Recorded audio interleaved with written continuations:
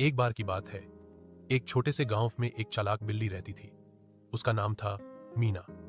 पास ही एक कोने में एक नन्हा चूहा रहता था जिसका नाम था चिंकी। मीना हर दिन सोचती, आज तो मैं इस चिंकी को पकड़ ही लूंगी। लेकिन चिंकी बहुत तेज और होशियार था। एक दिन मीना ने एक योजना बनाई। उसने दूध के कटोरे के पास बैठकर ऐसे दिखाया जैसे वह सो रही हो। चिंकी ने सोचा, वाह, आज तो मौका अच्छा है, थोड़ा दूध पी लेता हूं। वह धीरे धीरे कदम रखता हुआ आगे बढ़ा। तभी मीना ने झपट्टा मारा, लेकिन चिंकी फुर्ती से भाग गया और पास के छेद में घुस गया। अगले दिन चिंकी ने बदला लेने की ठानी। उसने रसोई में पनीर का टुकड़ा रखा और उसके ऊपर झुनझुने बांध दिए।